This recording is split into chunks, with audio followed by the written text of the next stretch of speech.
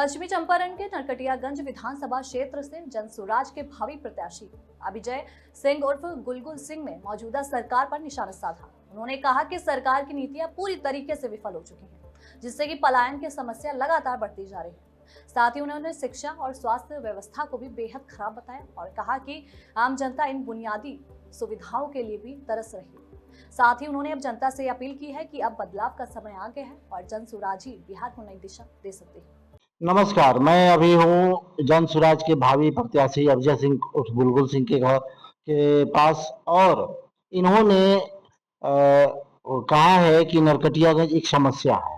अब हम इनसे जानने का प्रयास करेंगे कि आखिर वो समस्याएं हैं क्या।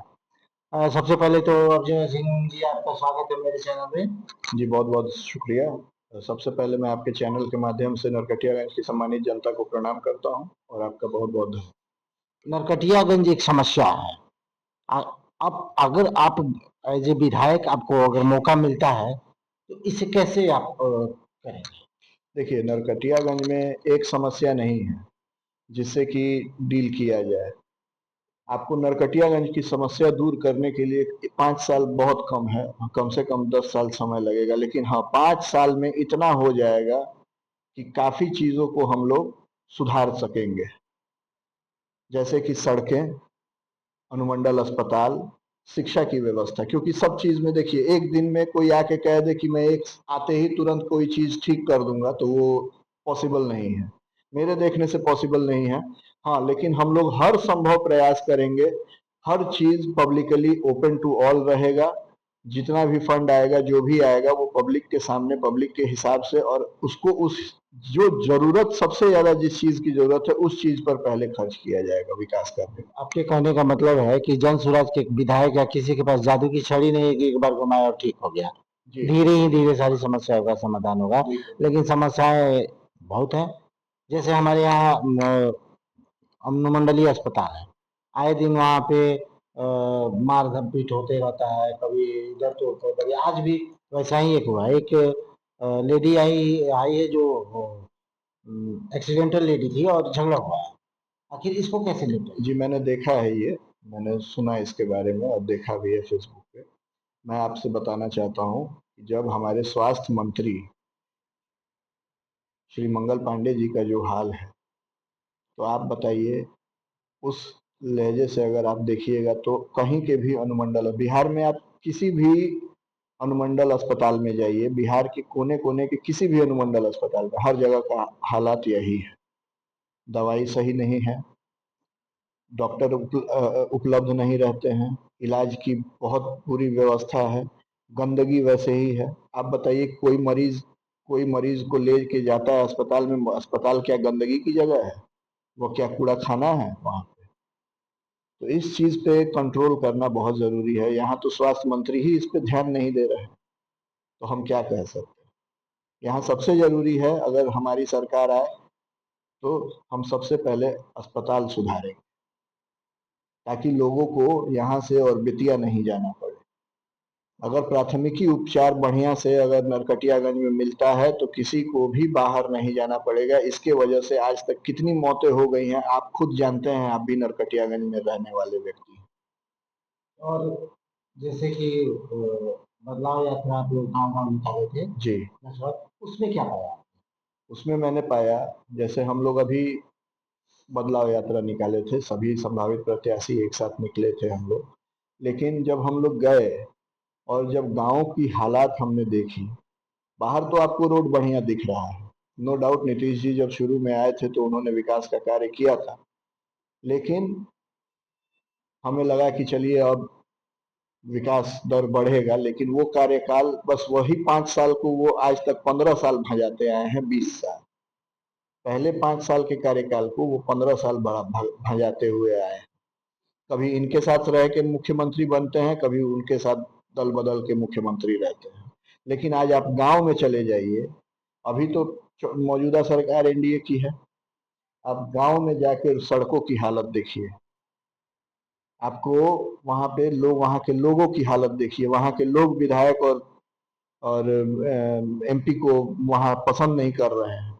आप उनसे एक बार बात कीजिए, आप जाके ग्राउंड पे रिपोर्टिंग कीजिए, आपको पता चलेगा कि वहाँ के लोगों का कितना बुरा हाल है, वहाँ के बच्चों को कितना दिक्कत होता है स्कूल जाने में, ये आप देखिए।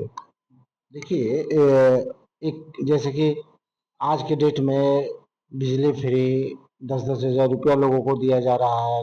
बहुत सारी योजनाओं को रेवड़ियों की तरह बाँटा जा रहा है। ये आपका जो परिवार कार्ड एक आप लोग दे रहे हैं, जी क्या उसी से संबंधित तो नहीं है? जी नहीं, ये उससे संबंधित नहीं है। पहले मैं आपको एक कुछ मैं कहना चाहूँगा, परिवार लाभ कार्ड पे हम लोग आते हैं।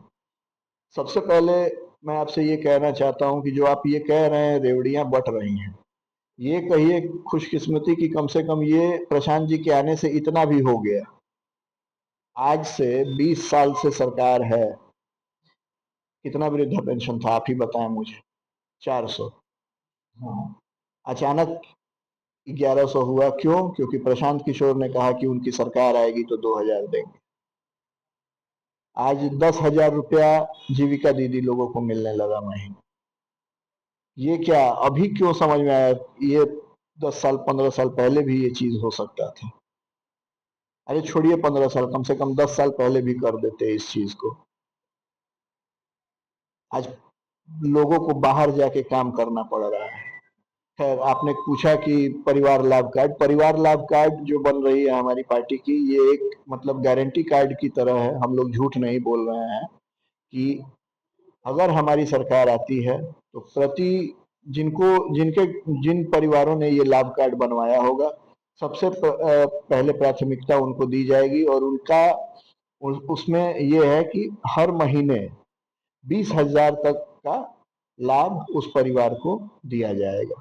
प्रशांत किशोर जो हैं लगातार जेडीयू का अशोक चौधरी और 4 नेता दिलीप जायसवाल, संजय जायसवाल, ये स्वास्थ्य मंत्री मंगल पांडे, ये लोग एकदम भ्रष्टाचार इन लोग के भ्रष्टाचार के खिलाफ एकदम दौड़े हुए हैं। नया रिपोर्ट कार्ड जारी हो रहा है, नया इसको किस प्रकार देखना है? इसको मैं यही कहना यही तो मैं आपको बता रहा हूँ कि आज तक किसी नेता और किसी मंत्री में इतनी हिम्मत नहीं हुई कि वो मतलब इस चीज को उजागर कर सके। आज एक नेता, एक प्रशांत किशोर के आने से आप देखिए, यहाँ की जनता को भी ये चीज समझना होगा कि आप देखिए आपके नाक के नीचे आपके नेता और मंत्री, हमारे नेता और मंत्री कैसे भ्रष्टाचार करते हैं। आज ये चीज प्रशांत जी सामने ला रहे हैं तो हम सबके सामने है, नहीं तो कितने 100 करोड़ और कितने 100 करोड़ का घोटाला हो रहा है हमें कुछ पता ही नहीं चल रहा है। नीतीश जी के सरकार में ब्यूरोक्रेट हावी है, वो जो चाहते हैं नहीं होता है, बीडीओ की मनमानी चलती है, सीओ की मनमानी चलती है, ये जो भी एनी अदर, इसको कैसे ठीक करें? देखिए, सबसे पहले ऊपर से इस चीज को ठीक करना होगा। पहले जब सरकार बदलती है ना साहब, तो सब सही होने लगेगा। अभी जो सरकार है, मौजूदा जो सरकार है, वो ब्यूरोक्रेट्स की सरकार है, वो लाठी तंत्र की सरकार है। वो गरीबों पे, स्कूल के बच्चों पे, परीक्षार्थियों पे, टीचरों पे, आंगनबाड़ी के इन पे, सब पे ये लोग लाठी चलवा सकते हैं। अगर आप अपना बात कहने जाइएगा तो वो आप पे लाठी चलवाएंगे। आज एक भी काम घूस लिए और बिना घूस दिए हुए आप एक काम नहीं करा सकते हैं कहीं भी सरकारी काम। अच्छा देखिए, सरकार घोषणा करेगी जब भी इलेक्शन का, उनका मेन मोटो होगा कि छठ के आसपास, जिसमें हम लोग बिहार का सबसे फेमस है ये छठ के आसपास घोषणा करेगी इलेक्शन का।